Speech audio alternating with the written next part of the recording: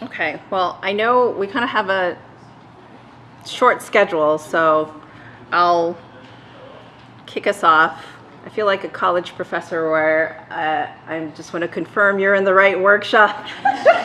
Map Talk. This is Shame to Shalom. My name is Liz Ha. I'm the CEO of 5 Talents USA. Thank you for joining us today. I want to start us off with, this might seem like a bit of a random question, but if you'll indulge me. Hey, Brian.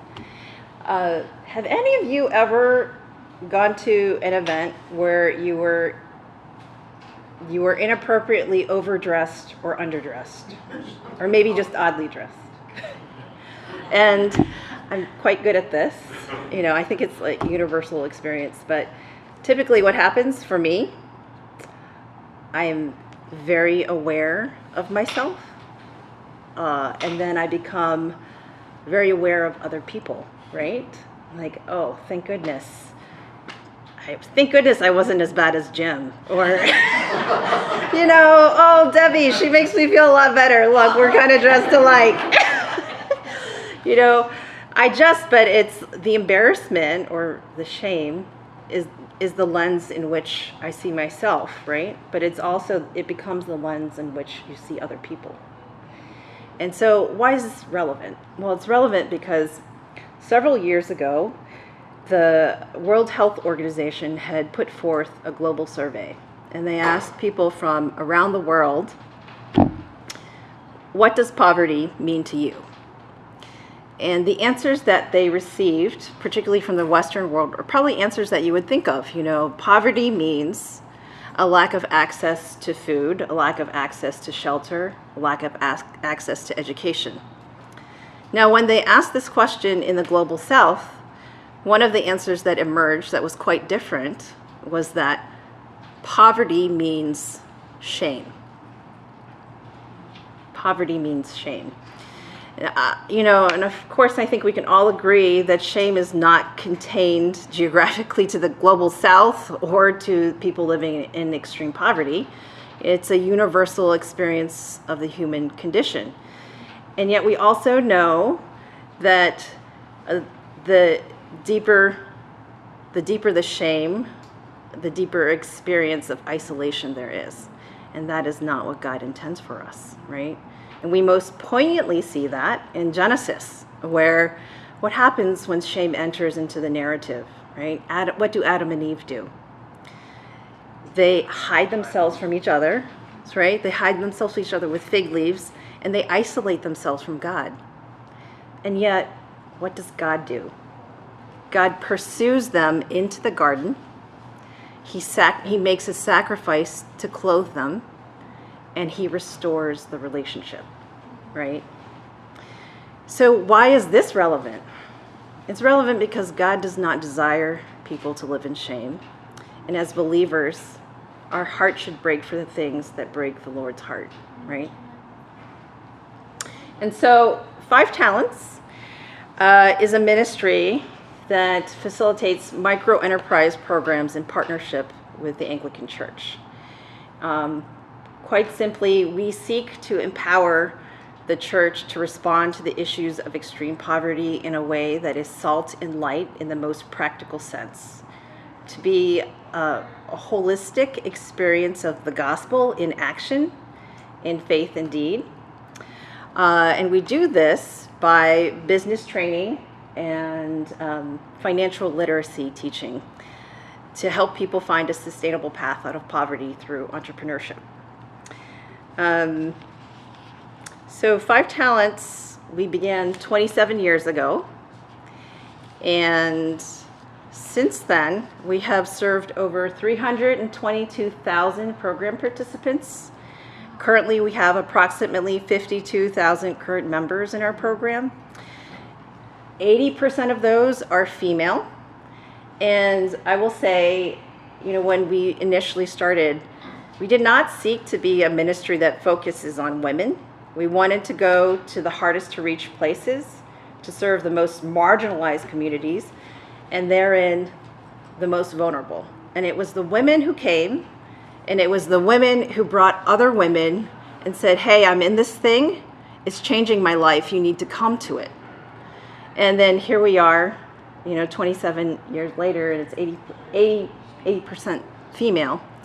And these are women that are single mothers, 4 to 6 kids on average, would never, ever be able to access a loan from a local bank. Most of them are illiterate. And yet we have a 95% loan repayment rate.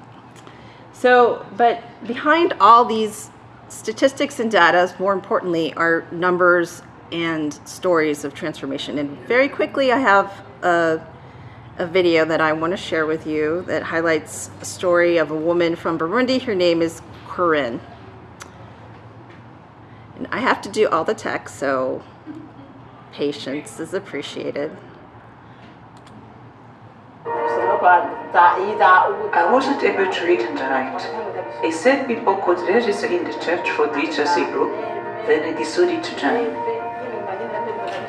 At the time, when I told my husband that I wanted to learn to read and write, he was not supportive. He said that he didn't want me to do it, but I insisted, and then he allowed me to go. Then I learned to be among the first to register.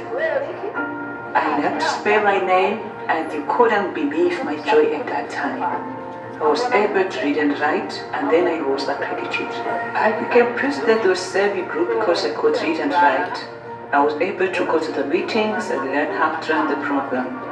After learning how to save, I got a loan from my group. My first loan helped me because my husband was sick for a long time, and I had to take care of him.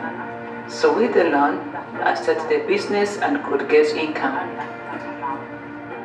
I have 8 children. My husband started to get sick when I had just given birth to the last one. I started a business with palm nut oil, but there was no machine, so I was making the oil by hand. From the profit, I was able to buy a plot of land. We had a small house at the time, and we had a construction program in the area at that time. Then I was able to make bricks and construct my home.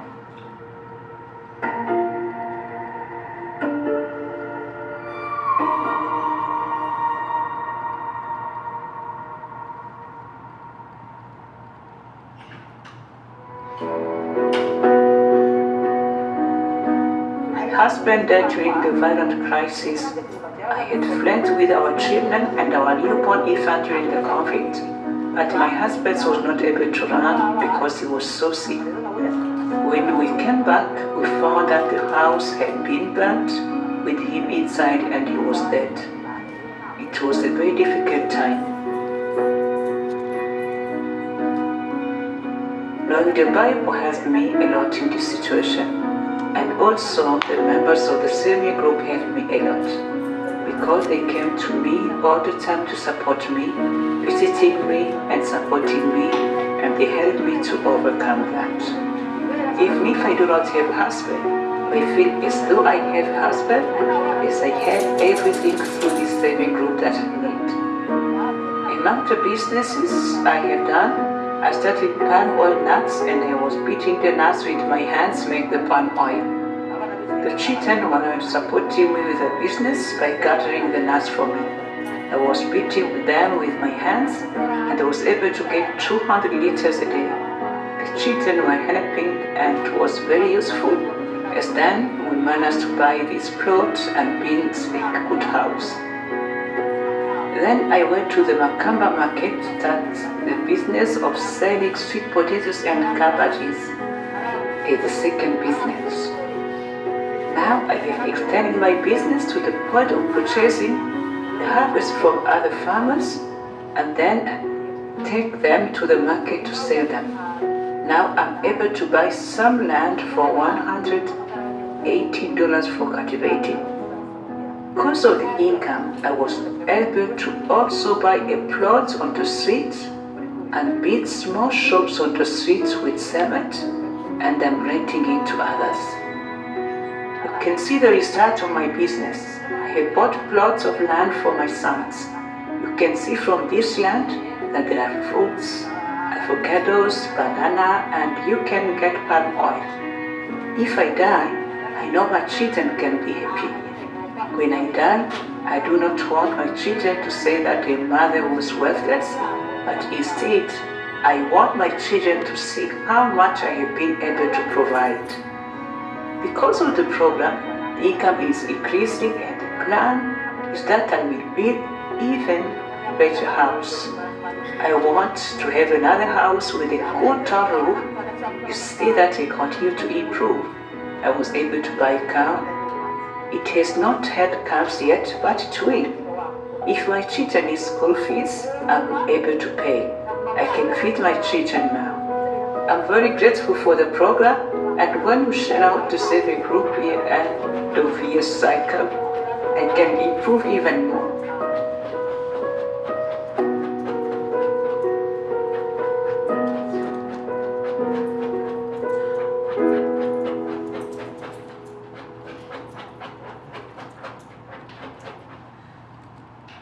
I'm going to take that as applause from the dog. So 5 Talents works in 10 countries in the global south. And in addition to regions of the world that are challenged by extreme poverty, I think another connecting factor is these are also areas of the world that have been challenged by violent conflict. And so it's interesting, one of my colleagues here had a conversation with a very respectable Christian foundation. We were applying for a grant, and they said, we love what you do, and it makes a lot of sense, but the church, working through the church with a microfinance institution like that, or microfinance program, that just doesn't make a lot of sense to us, because it doesn't sound like the best lane for the church to be in. And to which I would say, it's a fantastic question, and yet it lacks total context of where we work. Because in the areas where we work, these are fragile communities that are unbanked. So where do people go to when they need social services, when they need medical care? They go to their local church. Because in times of an Ebola breakout, in times of violent conflict, the church does not flee. The church is embedded and committed, and the church knows best the needs of the community. And so, and I would say, particularly as you can see, we have a lot of work in sub-Saharan East Africa. And I know you've been hearing a lot of what God is doing there, that God is really on the move. And the church there is really kind of functioning as the first church in the way it is ministering out and impacting the communities in very meaningful ways. And so I wish we could have that conversation again with the foundation to give more context. But I thought that question really resonated with me. So what is it that we actually do? We start off by teaching very basic literacy and numeracy. And this is so our program participants can learn how to read the Bible. They can do bookkeeping. They can read road signs and know that they're not getting cheated at the marketplace. And then after they have their literacy certification, they enter into a savings group. And this is where they start to learn to save together.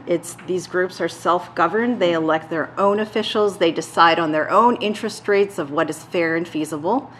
And they're taught business training skills and financial literacy skills, in which they hear things in the curriculum that God has given you gifts and talents. You may be poor, but you have talents. You have creativity. You have intelligence. You know best what are the needs of your community, and how can you develop a business that meets those needs? And how can you bless through your business? How can you bless your community? I mean, these are all ideas, biblical ideas of stewardship, essentially, right? So through the course of saving and learning together, typically after 6 months, this is what we like to call our Shark Tank phase, in which the individual can, they put forth their business plan, and they present to their group, and they ask their group if they're ready for a loan. And the group will give them feedback and counsel, and then they'll decide whether or not they're ready for their first microloan. I will say that the groups, in addition to financial literacy training, they're highly contextualized according to the region of where they are living. And so, for instance, in Burundi, where approximately 2/3 of the population is under 25, and the maternal rate is 5.5 kids per woman, you have a lot of young people raising families. So we also bake in parenting classes. In areas where the climate is very arid, which is a lot of the areas, we also bake in climate change training, where they can utilize climate smart practices for their crops and businesses. In South Sudan, for example, where there is much violent conflict, we also bake in peace building and trauma workshops, where we talk about things like, what does it mean to forgive as you have been forgiven? How do you forgive a neighbor that has caused you or your loved ones real harm? So these savings groups are much more than just savings groups. They become, in many ways, lifelong fellowship groups. And through this, we can see a trickle down of changes that start to happen. So many of the women that are involved in our programming have been told their entire life, you are not worth the investment. I'm not going to send you to school. I'm going to send your brother to school. You could never learn to read. You could never learn to write. You can only do manual labor. You could never own land or a business. They come into our group and they are taught a new message. They are taught a new narrative where it's learned, it's talked about, and it's experienced, that God sees you. You are someone of immense worth to him because you were made in his image.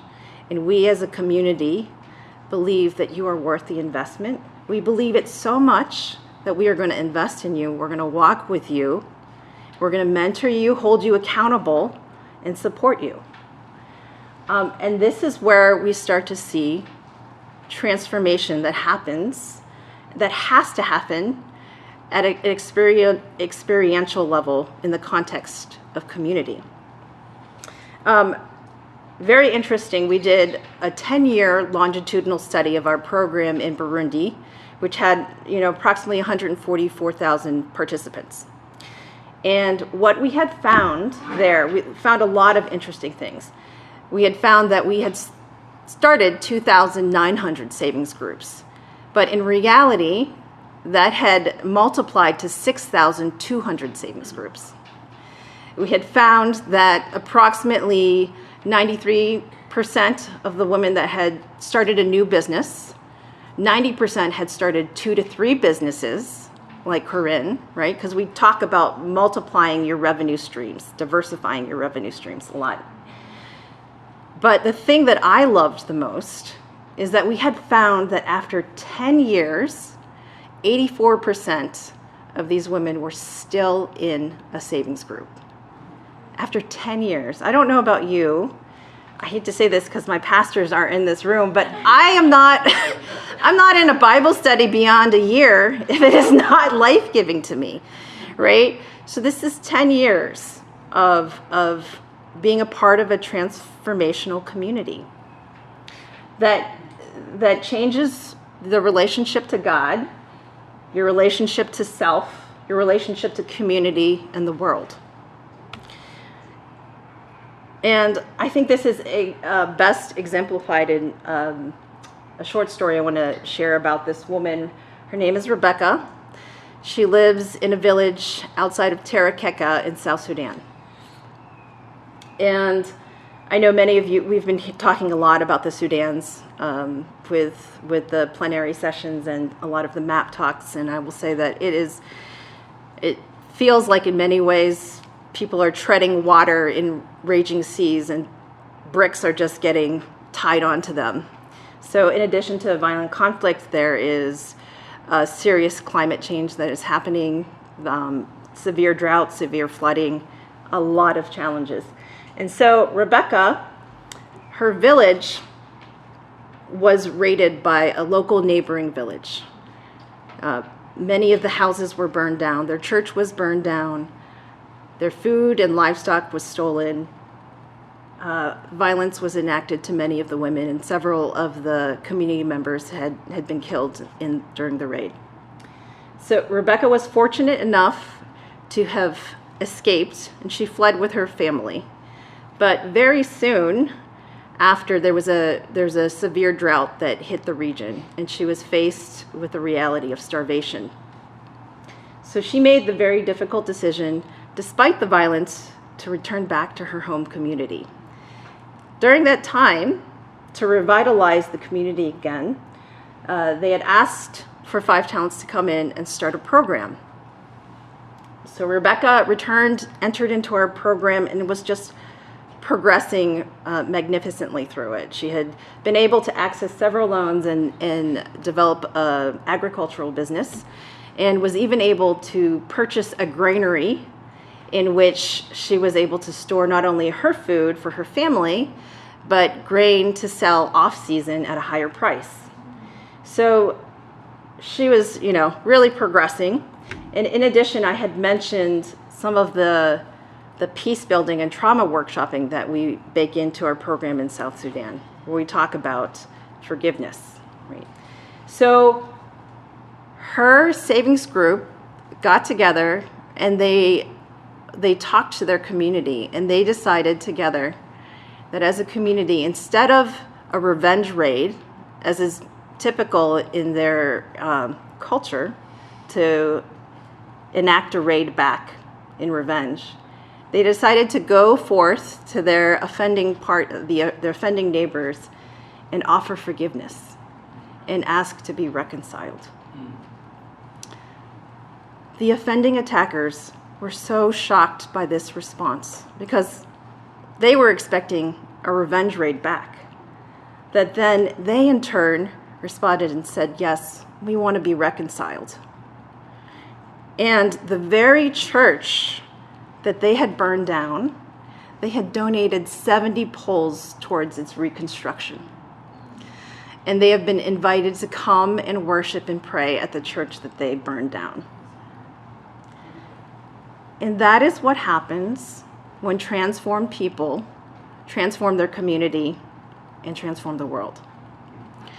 And that's, in a nutshell, a little bit of our program, of what 5 Talents is a part of, and what we partner with the Anglican Church to accomplish.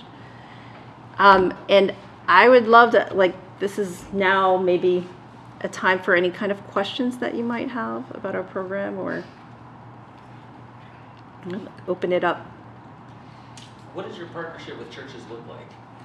Yeah, that's a great question. So the question was, what does our partnership look like?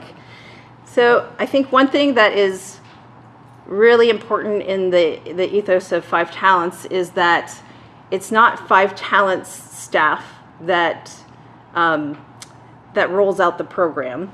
It's all done through our local implementation partner, which is the church. So we have in South Sudan, we have a wonderful partnership with the Mothers Union, where I kind of describe them, if you're not familiar with the Mothers Union, I describe them as the female Christian mafia. They really get things done. They are a well-networked organization of godly women. And so we work with the Mothers Union, and we train up the Mothers Union staff to be able to cascade the training out. So one, it's embraced by the local community.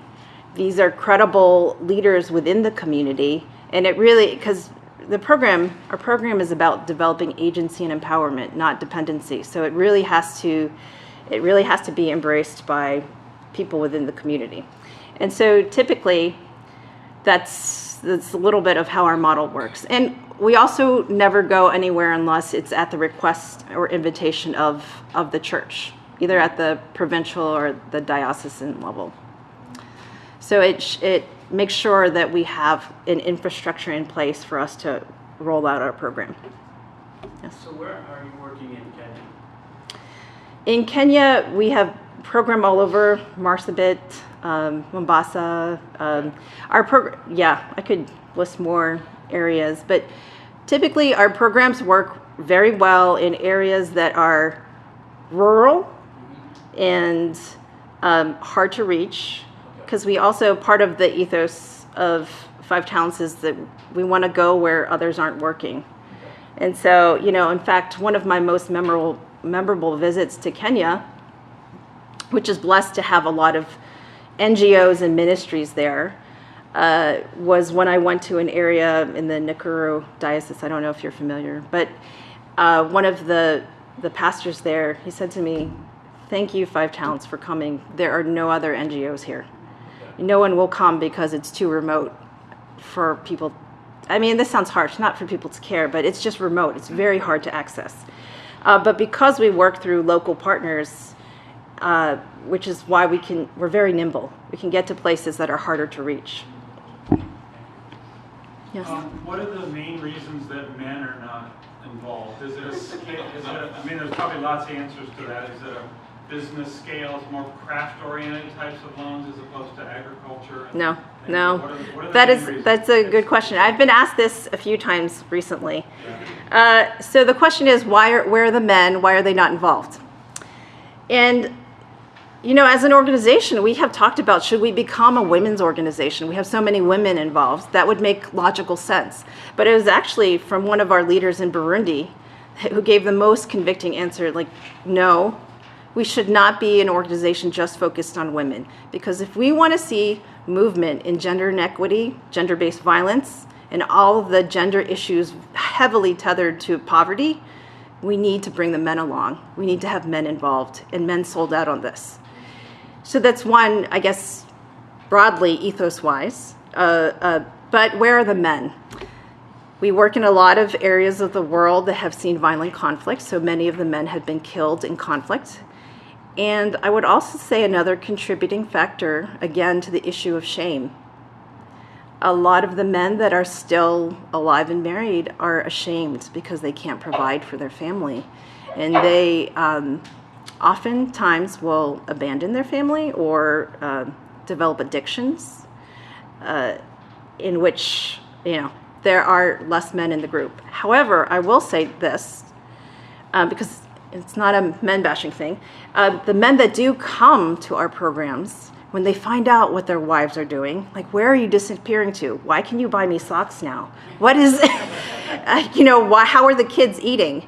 They are coming, and they are then getting hired by their wives in their business. We have a lot of stories of, a one woman who started a business selling gas at the side of the road, a cup at a time, and then eventually was able to build her business to an actual gas station and auto parts store. She ended up hiring her husband, hiring several other women in the community, has sent her oldest to university. So that is not an uncommon story where women then start businesses with their husband after they are like, wow, this thing is blessing our family and the community. I actually want to be a part of it. And then it changes the fabric of their marriage and the parenting. So the soft, kind of the soft data of that, of how qualitatively our programs are impacting men and the family structure is also very transformative. Yes? Two questions. One, do you guys only work with the Anglican Church? Okay. And then second is, I saw that you're in one Latin American country. Would love to hear more about that. Yes. How that happened. Well, you're so observant. Okay, so the question is, do we only work with the Anglican Church? And I would say broadly, yes, that is within our DNA, and we're committed to working primarily through the Anglican Church. Our one exception is Bolivia, because the Anglican Communion is so small there. But even in Myanmar, where also the Anglican Communion is very small there too, it's our primary partnership. Yeah. Yes. Thanks for the comments. Interesting, the comments about men. Yes. Just a couple of other comments on that. Have you tried, two questions, have you tried men-only groups in that, I imagine if I went to a group and it was, 10 women and I was the only man, I might feel a little uncomfortable. And also, have you seen an effect in the dynamics of the family? Like, have you heard of men becoming sort of even more despondent when a man's wife rises up and he's even feeling more useless? Have you? Yeah. So the question of easy question of men only. We have had savings groups where it's majority men, and that's where we are committed to anyone and everyone, regardless of faith, background, gender, should be welcome at our savings groups. It's just kind of organically worked out that way. I think no one likes to be a minority. But I always ask the men that do come to the savings groups that are minority, why are you here? Because I'm always curious and I want to get that feedback. And they always tell me if men knew more about more about the training, there would be more men coming. As far as seeing the effects on marriage, we're absolutely, I think the second part of the question was how do you see it affecting the family dynamic? Yeah, we are absolutely seeing it affect the family dynamic because, again, with the soft training that we do, like in Burundi with the parenting skills, we have had several men come to that and just be completely convicted because, one, I have seen only modeling of harsh discipline. To me, that was how I thought men parented. And through the course of being a part of these savings groups, we talk a lot about what's God's intention for family. What does it mean to be a godly parent? What does a godly marriage look like? What kind of marriage bears good fruit and what kind of marriage bears bad fruit? So we were actually seeing, this is hard to survey, but of our program participants, 84% say that their marriage has been greatly improved by participating in the savings groups. And we just have tons of stories of my husband used to beat me, but now he comes to the savings group with me and now he listens to me and we both talk and we're doing the business together. Wow. So a lot of that comes out a lot of times in stories, but again, it has to be experienced, right? Because the men could hear that, but it's only once they come into the savings group and they're part of this community, they're seeing all these other people speak truth into their life, that things start to change. 2 questions. Yes. What's a typical seed funding for a group that they start with? Can you explain that? And 2, where are you hoping to expand in the next few years? Yes. So what does seed funding look like? I cannot emphasize this enough because this is probably one of the things that is most misunderstood about our program and savings groups in general. We do not offer credit-based loans. All of the loans in the savings groups are savings-based. And this is where I would say our program is rigorous. It is not for the faint of heart, right? Some people come, they find out they don't get a loan right away, and they leave because this program is not for them. We are about developing agency and not dependence, right? If you give someone a loan before they're ready to handle it, it's just going to create dependence. We know throwing more money at it isn't going to solve the situation. So that's an important element of our program. And where are we planning to grow? So right now, I had shared the one slide with our cumulative program participants and our current program participants. We've recently experienced a 32% increase in program participants. And this is because we're right now in a 5-year strategic plan framework where we're doubling in size. And so it looks like we're going to be exceeding that.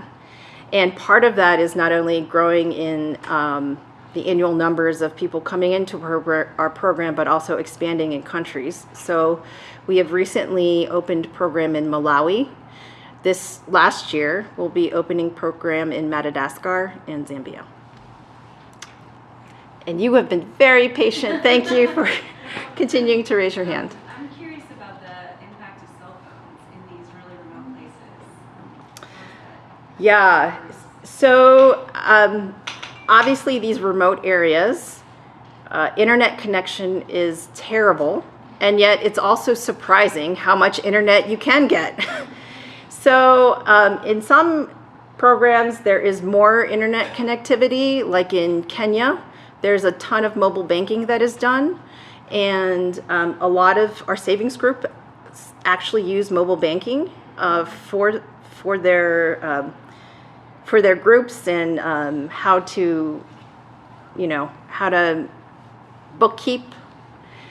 But for other programs like South Sudan, where connectivity is much more of an issue, it's mobile banking is not the mode of how we use bookkeeping and tracking. So one of the things that we are working on recently that we had a USAID grant for was we were digitizing a lot of our programmatic work in real time into a dashboard where you can actually see, like, this is how many savings groups we have in a particular area, and then actually go to that area and see exact numbers. And so it's a lot of translating that data digitally. I would say technology is definitely going to be a factor in our future growth as an organization, particularly as regions in this world get more access, and like things like Starlink are becoming available in our programs. And I think that will probably be the next wave of what's affecting our programs. Yeah. Do you see it impacting the social structures of the communities? Yeah. Question for the recording. Yes, the question was, do you see technology influencing the social structures in the communities? And I would say yes, even in the most remote areas, it is astounding. You see women bringing their cell phones, and despite some of the economic challenges, they still manage to have connectivity through, at least someone in the savings group will have a phone. Maybe not everyone in the savings group. And then also, there's been talks of like, how as the world becomes more digitized, particularly in areas where hyperinflation is a big issue, like South Sudan and Burundi, how can we stabilize the economy, right? Should we be considering other ways, Bitcoin, etc.? Those are all kind of big looming questions, but they're relevant questions as society progresses and technology is becoming more prevalent. Yes, Rod.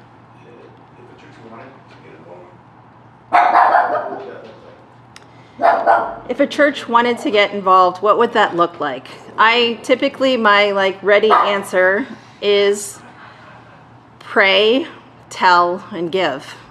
I mean, you probably have heard that a lot, but pray. We work in a lot of fragile regions of the world. They are facing incredible challenges. So they need your prayers. We need your prayers to continue this work.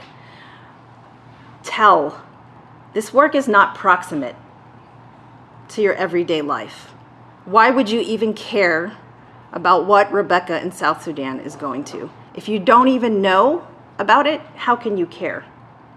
So I would say big thing is to tell your communities of influences, your church, about these things that God is doing across the world. And then, of course, financially give. There's a lot of ways to be involved, to give. One thing I'm quite proud of is that Five Talents does a lot on a little. We're a very nimble organization. Our model is very scalable. And so I think people are always surprised at what we were able to accomplish and how far the money stretches. So, and then if you're more adventurous, as I assume you're at New Wineskins, you probably are, come with us. Come with us and visit the churches and our partners. We have program visits quite often every single year. So I think that's one of the most impactful ways. I will disclaimer, a lot of people that come end up on our board. Yes, yes. What's the correlation between a healthy savings group and a healthy local church? And which reinforces the other and how? Yeah. What is the correlation between a healthy savings group and a healthy church? We have seen that the savings group oftentimes is the back door into the church. People are too ashamed, living in extreme poverty, to oftentimes go to church. And yet the carrot and the desire is, I want to get out of poverty, so I'll join the group, right? So they join the group, and then they're surrounded by this loving faith community that is tethered to the church. So it is a natural entryway. And they learn how to read their Bible, right? They learn how, and then through that, they become more involved in church. So not only are savings group members, it's the entry point, but then they end up becoming leaders within the church. Tithing in the church increases because we talk a lot about stewardship and what it means to be a blessing as you are blessed, in which transitively it's a great help to the pastoral staff to have not only a congregation that is economically more viable, but also a congregation that is literate and engaged. So I would say very much direct correlation. And I would also say it is not a coincidence that we had this 32% bump in programmatic growth. It is not a coincidence that the church is growing like gangbusters in sub-Saharan East Africa. God is doing something there. And it's wonderful that Five Towns gets to be a part of it. So we are part of that growth in helping the church, and the church is also helping our growth too. So yes, I would say strong correlation. Yes. So the loans come from the group members themselves, by pooling their money, and then the costs for Five Talents are what? You know, how can we contribute to the success of Five Talents? Yes. So because the loans are not provided by Five Talents, where does the cost go to? The cost is really in facilitating the training, facilitating the monitoring and evaluation, making sure our trainers are able to get to the hardest to reach places. I could show you a lot of pictures of the crazy non-existent roads that they have to cross to be able to visit our savings group programs. So all of that kind of bakes into the costs of what it takes to put forth a program. Yeah. Could you talk a little about like the life cycle of a group? Like you get invited somewhere, trainers, like how does that, what is that like? Yeah. I really didn't plant her. This was the slide that I wasn't planning on showing because I know the time was so short, and this was usually the slide that people get like, glossy-eyed over. But I should not be glassy-eyed. Yeah, that's so funny. This was the just in case slide. But this is the life cycle of a group. It starts with outreach and formation, and then next we do the literacy and numeracy training and the business skills training. And then, I talked about when you can access a loan. It's typically after 6 months. The loans are made, loans get repaid. And then at the end of the year, the group can decide whether they want to divest, and people can take their shares from interest. And interestingly enough, there are some people that are part of the savings group and they never start a business. They just want a safe place to save their money and to have a bit of interest grow. So there are some people, they just, they come and they don't start a business. They want to learn, they want the fellowship, and they want a safe place to keep their money. That's not the majority, but that is the typical, that is not atypical. And then after 3 years of our monitoring and evaluation and us coming in and checking in on the group and giving them advice when they're, faced with different challenges, we would say the group is self-sustaining. So that's a typical life life cycle in the group. And then again, as I shared about the Burundi program, it's not uncommon that groups will spontaneously multiply because it is a very scalable model. So between like step 1 and 2, if it's like a new region or whatever, is Yeah. that, like people from 5 Talents come and train the trainers? Is that? Yeah, so 5 Talents staff or an associate will come and train out the trainers Okay. regularly. And then staff comes and monitors throughout those 3. Staff will work with the local country coordinator Okay. to help monitor the programs, do visits and evaluations, give counsel on where, this region, these groups are really struggling because, again, for example, in South Sudan, hyperinflation is a huge problem. So what happens when your money completely devalues very quickly, right? What should we do in that case? So we give that kind of counsel and advice. Okay. Thanks. Should I pass this around to those by chance? Sure, yes. Thank you, Corky. Yeah, it's a sign-up sheet if you'd like to learn more about 5 Talents. Please sign up. Yes, question? And once the group is set up, how often do they get a visit from the kind of trainer coordinator? And is 5 Talents funding from here the local coordinators in country? Yeah, so our monitoring evaluation is quarterly, and we will work with the country coordinator, oftentimes like the Mothers Union coordinator. Quarterly, we'll have. We talk to our program team. Talks and is in regular contact with them like weekly, if not bi-weekly. But the reporting and the monitoring and evaluation typically happens quarterly.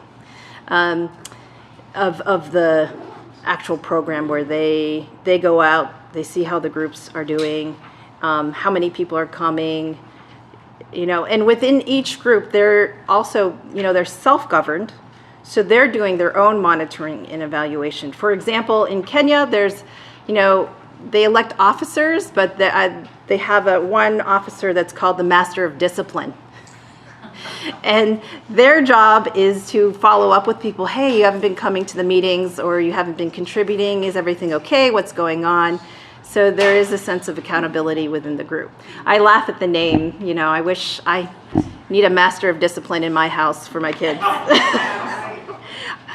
Yeah. So thank you all. I know we're, I think, at the end of our time. Thank you all so much for coming.